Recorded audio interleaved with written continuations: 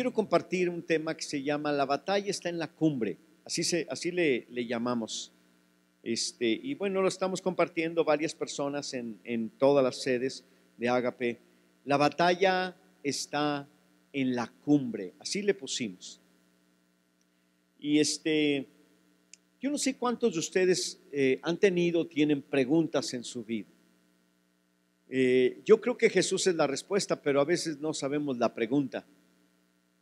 De hecho, yo creo que muchas personas, por su forma de vivir, tienen algunas preguntas, pero no todas las preguntas son de tipo informativo, sino algunas preguntas son de necesidad, de tipo de necesidad, o sea, tenemos necesidades, tenemos algunas necesidades.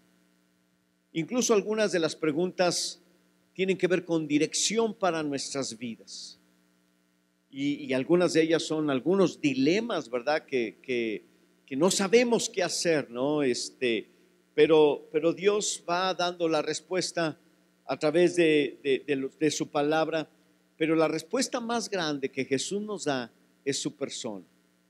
En el programa del Chapulín Colorado, que todo el mundo sabe de qué se trata, ¿verdad? Cuando hay un problema, ¿verdad? Todos los programas son iguales, todos los programas son iguales. A veces uno se pregunta cómo tuvieron tanto éxito tantos años y ya sabíamos cómo era toda la programación, ¿verdad? Y entonces hay un problema ahí, ¿verdad? Algún ladrón, alguien se metió a la casa y entonces siempre pregunta a alguien. ¿Qué pregunta a alguien? ¿Quién podrá ayudarnos, verdad? Los que vieron el Chapulín Colorado, los que no, se han perdido de la mitad de la cultura de los mexicanos. La otra mitad es la del Chavo del Ocho. Entonces, dice el Chapulín, bueno, no dice el Chapulín, ¿verdad? Sino dice en el programa, ¿y ahora quién podrá ayudarnos? Y la respuesta no es una información.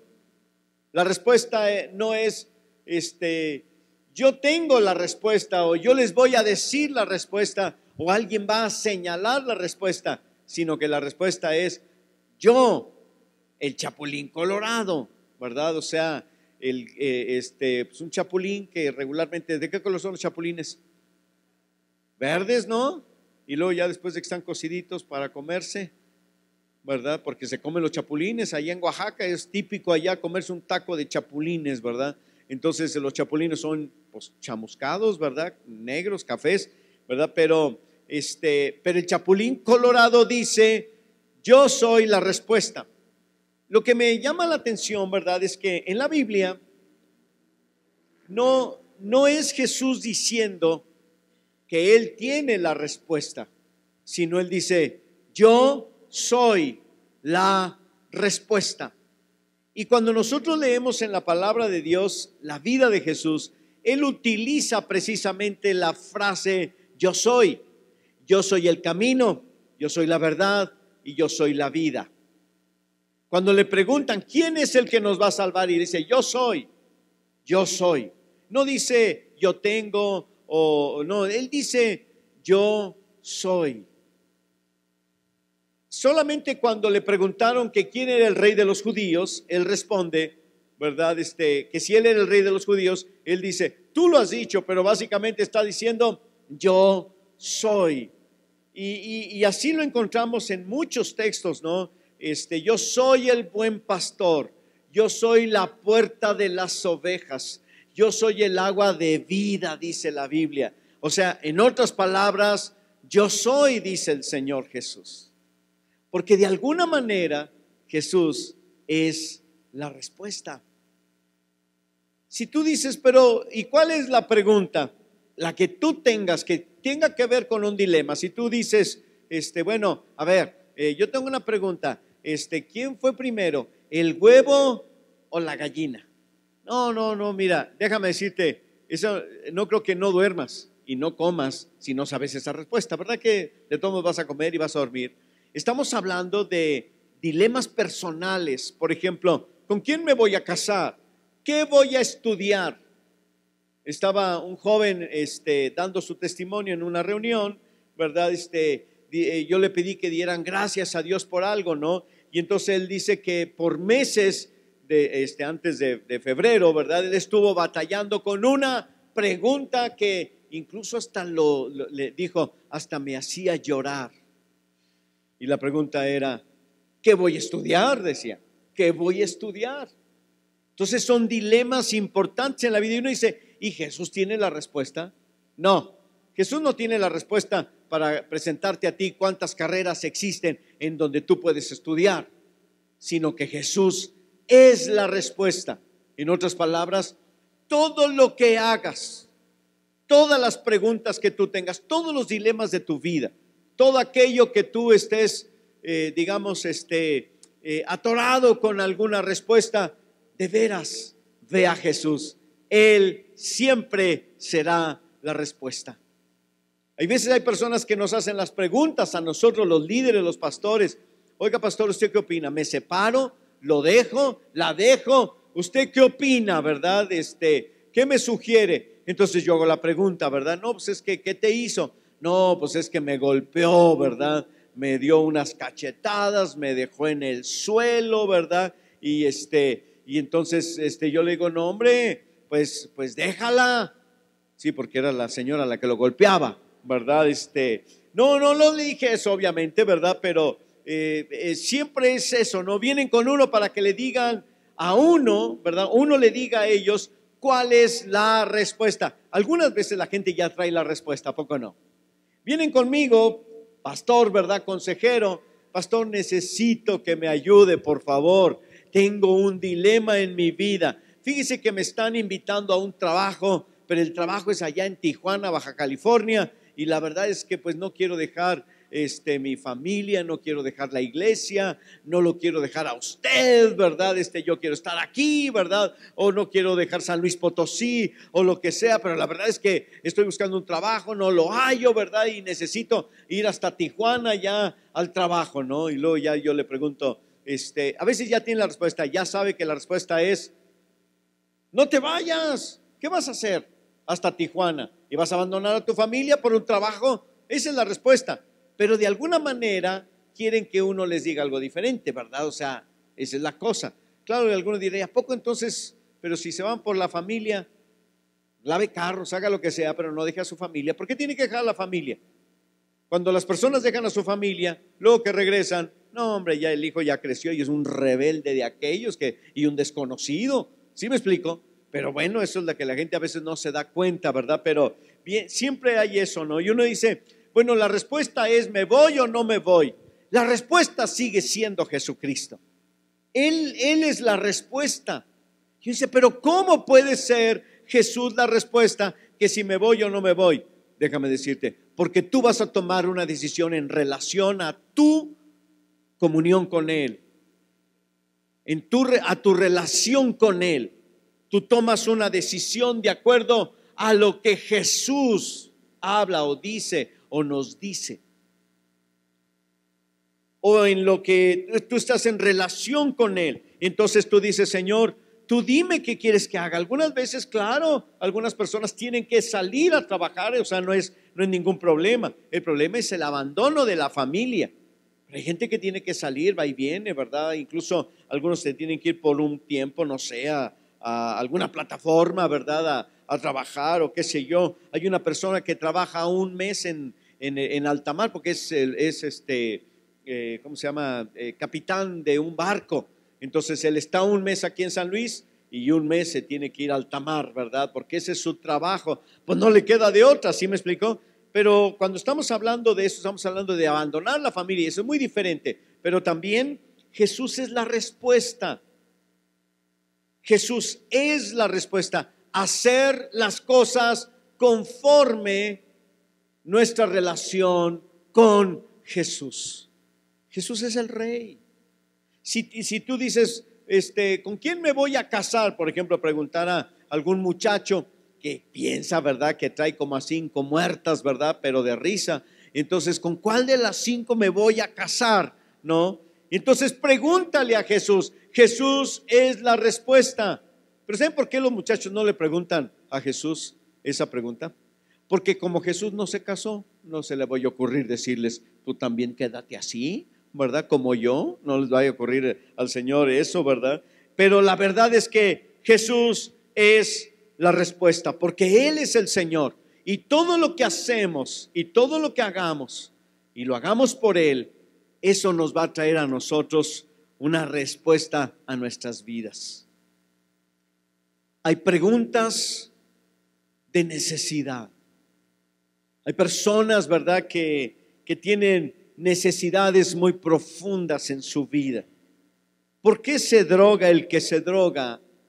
¿O por qué comienza a drogarse el que se droga? Después se vuelve un vicio y una necesidad física. ¿Pero por qué lo hizo al principio? Por otras necesidades. Y Jesús es la respuesta para eso.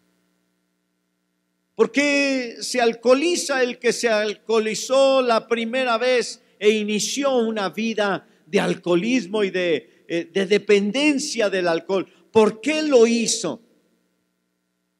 Porque tiene una necesidad en su vida, pero la trata de llenar con otra manera, y eso lo va a llevar a la perdición de su cuerpo, de su vida y de su alma. La persona que se va con los grupos delictivos, que se asocia con los grupos delictivos, ¿a poco usted piensa que nada más es por un asunto de comida, porque es pobre? No, tienen otras necesidades, pero no saben cómo expresarlas, no saben cómo decirlas. Pero tienen otra necesidad, tienen necesidad de reconocimiento, tienen necesidad de que alguien tenga simpatía por ellos, tienen necesidad de que alguien los tome en cuenta, tienen necesidad de ser alguien en la vida, y se van a los grupos delictivos, al crimen organizado. Pero su necesidad era otra, no era tanto el comer, porque no tienen oportunidades. Y Jesús es la respuesta a todo ello, ¿sí o no? Sí, esa es la respuesta. Aún el que incluso piensa ser rico y hacerse rico, Jesús es la respuesta para eso. Hay personas que, por ejemplo, dicen, pues yo quiero tener esto, quiero tener aquello, quiero tener dinero, quiero tener una y otra cosa, ¿verdad? Y sienten una necesidad, pero no saben cómo expresarla. ¿Y cuál es la respuesta? Jesús es la respuesta. Claro que a muchas personas dicen, pero es que yo quiero una respuesta tangible, lo quiero tocar, lo quiero abrazar, lo quiero tener en el bolsillo, lo quiero tener en la cuenta bancaria. Pero déjame decirte, eso es lo más barato y es lo más fácil, porque lo más importante es aquello que es intangible, y Dios está en el mundo y en la dimensión de lo intangible, y Él es tan poderoso que llega a satisfacer la sed del alma, no importa de qué tenga sed. Amén. Esa es la idea, y Jesús es la respuesta. Por eso yo le he llamado a este tema, la batalla realmente está en la cumbre. Y vamos a leer en la Biblia Éxodo capítulo número 17.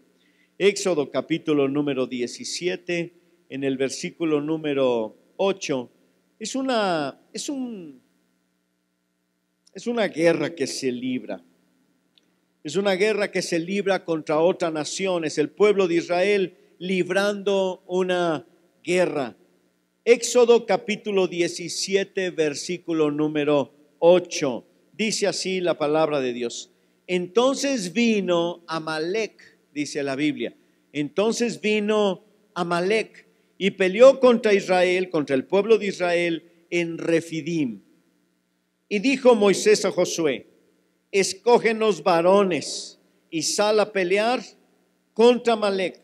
Mañana yo estaré sobre la cumbre del collado y la vara de Dios en mi mano. Ojo, fíjate bien, yo estaré sobre la cumbre del collado de las montañas, de las lomas ahí, ¿verdad? Y luego dice, e hizo Josué como le dijo Moisés, peleando contra Amalec, y Moisés y Aarón y Hur subieron a la cumbre del collado. Y sucedía que cuando alzaba Moisés su mano, Israel prevalecía, o sea, ganaba. Mas cuando bajaba su mano, prevalecía Amalec. Y las manos de Moisés se cansaron, por lo que tomaron una piedra la pusieron debajo de él y se sentó sobre la piedra. Y Aarón y Hur sostenían sus manos, el uno de un lado y el otro de otro lado. Así que hubo en sus manos firmeza hasta que se puso el sol.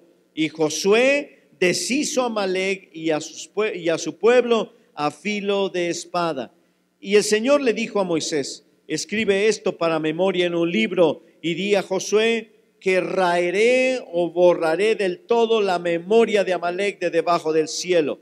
Y Moisés edificó un altar y llamó su nombre Jehová Nisi. Jehová es mi estandarte, es mi bandera. Y dijo: por cuanto la mano de Amalec se levantó contra el trono del Señor, Dios tendrá guerra contra Amalec de generación en generación. Hasta aquí esta porción de la palabra de Dios, que nos habla precisamente de esta guerra, de esta batalla. ¿En contra de quién? En contra de Israel y Amalec. Y bueno, ustedes pueden leer lo que sucedió allí. ¿Dónde fue la verdadera batalla? La batalla fue, ¿en dónde? En la cumbre, en la cumbre. ¿Y qué estaba sucediendo en la cumbre? 3 viejitos, porque ya estaban viejitos. Miren, Moisés tenía más de 80 años y Aarón era su hermano mayor. Imagínense ustedes, ¿no?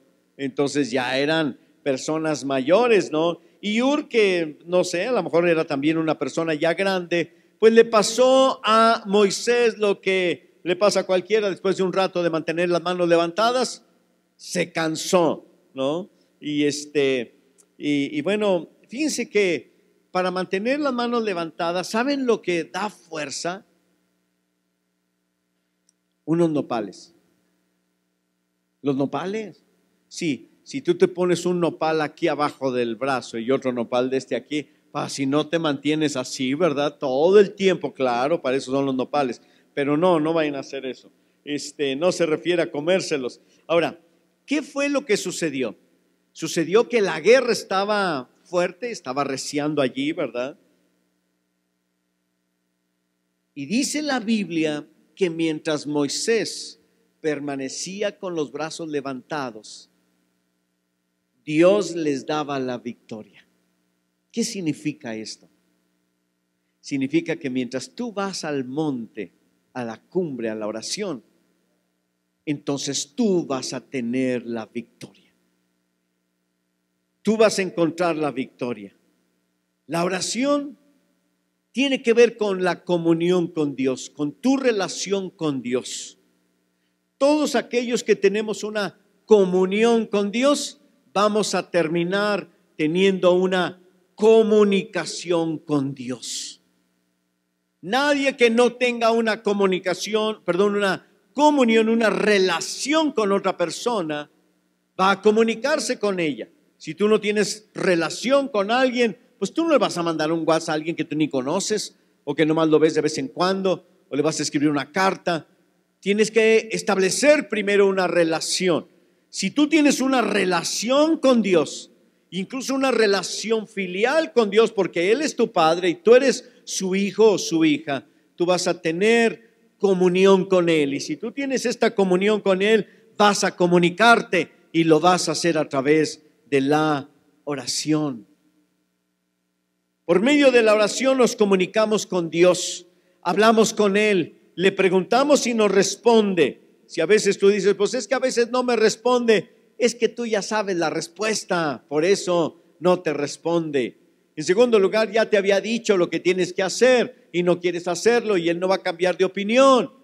En tercer lugar, es porque hablas mucho y cuando hablas mucho no dejas hablar a Dios. No tienes tiempo para escucharle, pero la idea es para comunicarnos con Él y que Él se comunique con nosotros. Algunas veces la oración no es necesariamente una respuesta para nuestras vidas de algo que estamos preguntando, sino a veces es el simple hecho de que Jesús está con nosotros a través de la oración. Si tú estás padeciendo alguna situación difícil en tu vida, tú ya sabes qué vas a hacer.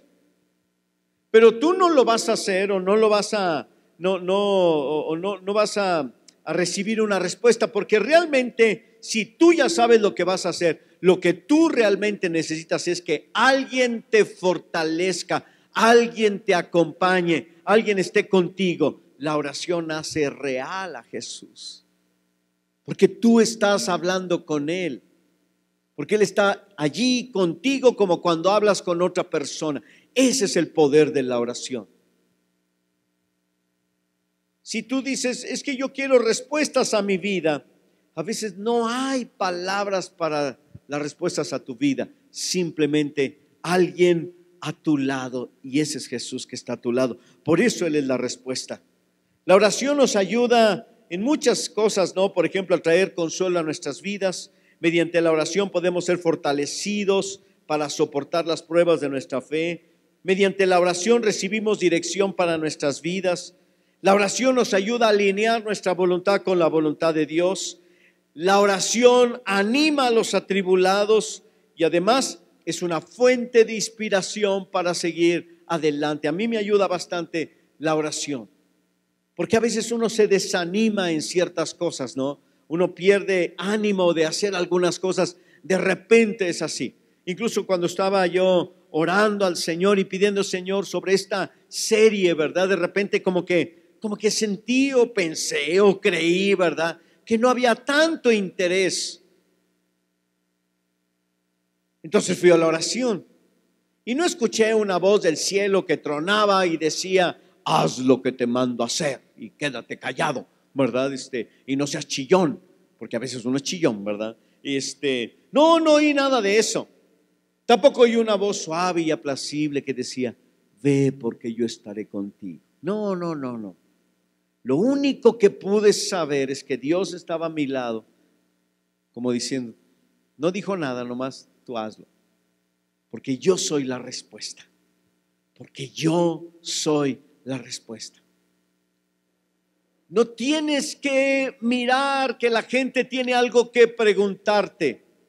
Sus actividades, sus acciones, la forma en la que se gasta su dinero, la forma en la que habla, la forma en la que bebe, la forma en la que vive, la forma en la que se pelea en su casa, la forma en la que menosprecia a los demás, está diciendo que Jesús es la respuesta a sus necesidades, porque tiene una necesidad. Todo el tiempo vemos lágrimas en todos lados, gente sufriendo. No necesito que alguien me diga que tiene necesidad de Jesús. Te paras en cualquier esquina donde vendan un periódico y tú quédate un minuto ahí en el semáforo y lee lo que dicen los periódicos y tú vas a saber, la gente necesita a Jesús. ¿A poco no? Necesitan a Jesús, porque Jesús es la respuesta. Aunque no diga nada, con que esté con nosotros será suficiente. El otro día estaba yo en una reunión de pastores y cuando yo estaba platicando con ellos, ¿verdad? Y yo les hice una pregunta, ¿qué es lo que más te preocupa en la vida? Y bueno, algunos me contestaron, pues los hermanos y las hermanas que se portan mal, ¿verdad? Es mi principal preocupación, ¿no? Pero yo encontré que ellos tenían otras cosas también que les preocupaba, y una de ellas era, algunos de ellos respondieron, sus hijos, su familia, sus hijos. Uno de los pastores dijo con lágrimas en sus ojos, ¿verdad?, que a veces pasaba la noche pensando, solamente preocupado por el futuro de una hija que tenía o que tiene. ¿Acaso no sabía la respuesta? Claro que sí, pero necesitaba más bien a Jesús, la respuesta a su lado, para poder traer una fortaleza y una bendición. Todos necesitamos a Jesús, pero a veces los cristianos pareciera que somos los que menos necesitamos a Jesús, porque como ya lo encontramos, como ya lo tenemos, pareciera que no lo necesitamos. Pero déjame decirte, yo digo esto y lo he dicho otras veces, nosotros no venimos a la iglesia, ¿verdad?, porque ya lo sabemos todo y porque tenemos todas las respuestas. Nosotros tenemos que venir a la iglesia y venimos a congregarnos porque seguimos teniendo una gran necesidad de Dios? ¿O ya estás satisfecho con lo que tienes? ¿Ya es todo lo que Dios te va a dar? Para mí no. Yo quiero más de Dios. Yo quiero más de Jesús. Yo vengo a la reunión, yo adoro a Dios porque sigo tan necesitado y tan sediento de Dios. Y no me lo voy a satisfacer esa sed de otra manera, ni siquiera sirviendo, ni siquiera predicando, ni siquiera haciendo otras cosas, porque solamente Jesús es suficiente para llenar mi necesidad. Y como si hubiera una necesidad en mi interior, hecha a la forma de Dios, a la forma de Dios. Uno de los edificios más impresionantes que hay en el mundo es el Taj Mahal.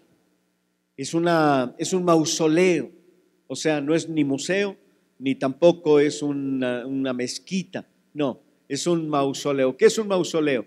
Una lápida, un lugar donde enterraron los huesos de una persona allí, que era la princesa, ni me acuerdo del nombre, ¿verdad? Y todo eso. Y se tardaron 20 años en construir el Taj Mahal.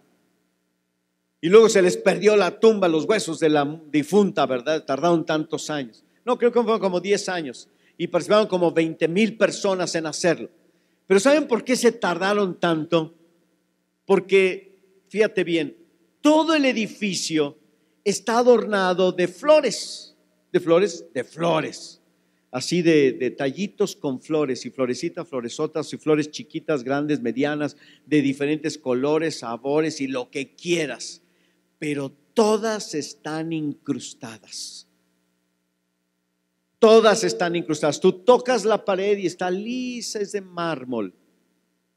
Pero cada una de y hay miles y miles y miles, le entresacaron para meterle allí, ¿verdad? Algo que habían hecho primero, una pequeña flor, un pequeño pétalo que va allí en ese lugar y tiene que estar justo a la medida. Nosotros tenemos una especie de hueco en el corazón, que nada lo va a llenar, hecho a la medida de Jesús, y nada otra cosa lo va a llenar. Está esculpido en tu corazón. Tú intentarás llenarlo de otras cosas.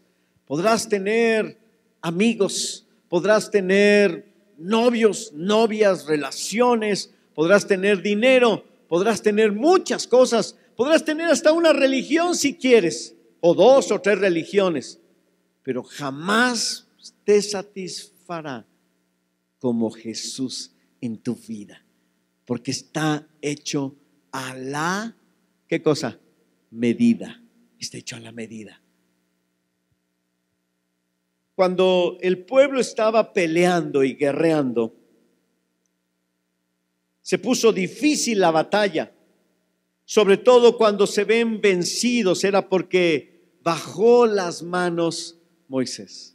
Bajaba las manos, se cansaba, ¿verdad? Y entonces el pueblo de Amalec le ganaba a Israel y empezaban a pelear y todo eso, ¿verdad? Y a matar a los soldados y todo eso. Pero cuando Moisés volvía a tomar fuerzas otra vez y levantaba sus manos, y al rato y Aarón, su hermano, ¿verdad? Le toman los brazos y lo mantienen así. Y vieron ellos que estaban así. Entonces ellos prevalecieron contra Amalec, dice la Biblia, y derrotaron al ejército de Amalec.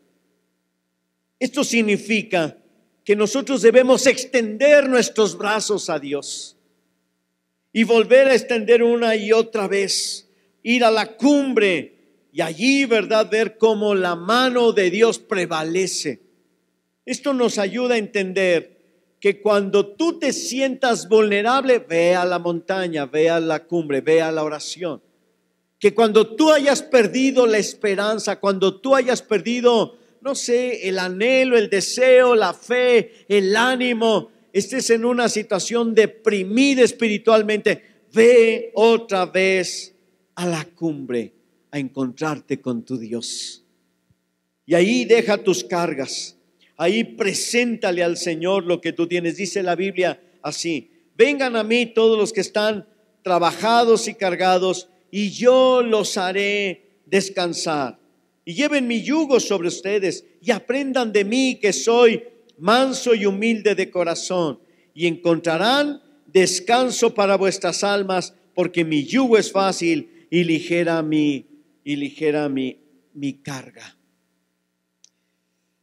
Cansado de pecar, cansado de batallar con la vida. Estoy seguro que mucha gente está así. Tú tienes la respuesta porque tú tienes a Jesús. ¿A cuántas personas vas a llevar esa respuesta? ¿Conoces a alguien que necesita a Jesús? ¿O todos necesitan a Jesús? Todos necesitan a Jesús.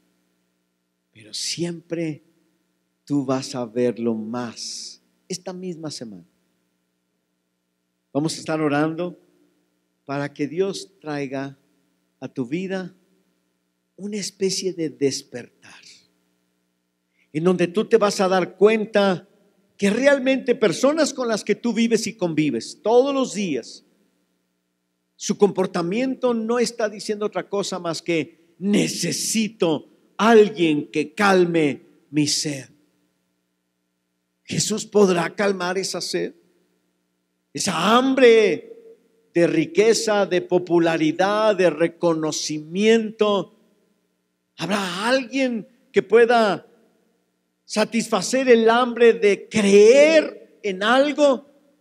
Porque muchas personas ya no creen en nadie. La semana que entra ese es el tema, ¿verdad? De gente que ha caído en un pozo de desesperación, de no puede creer y quisiera creer para salir adelante. A alguien en quien creer. Bueno, Jesús es la respuesta. ¿Qué les parece? Jesús es la respuesta. Gente que está en vicios, gente que tiene muchos problemas familiares, Jesús será la respuesta. Estoy convencido que así será, porque Jesús es la respuesta a mi propia vida y nos invita a entregar nuestras cargas a Él. Nuestras preocupaciones son como un paquete en el que le entregamos a Dios y ahí lo dejamos, y dejamos para que Él tome nuestras vidas en sus manos. La intercesión es una muestra del amor de Dios para las personas. Cuando tú y yo intercedemos por otros, nosotros estamos diciéndole a los demás: esa es precisamente una muestra de amor. ¿Hace cuánto que ya dejaste de orar por otros? ¿Hace cuánto tiempo que ya no oras por alguien que tenía una gran necesidad? Quizás es tu familiar, tu hijo, tu hija, tu esposo, tu familiar, tu pariente. ¿Estará Jesús diciéndonos otra vez: necesitas interceder por los demás? Pero tú mismo, tú misma necesitas buscar a Jesús, porque Él es el que sacia la sed que tenemos. Sigue saciándola todo el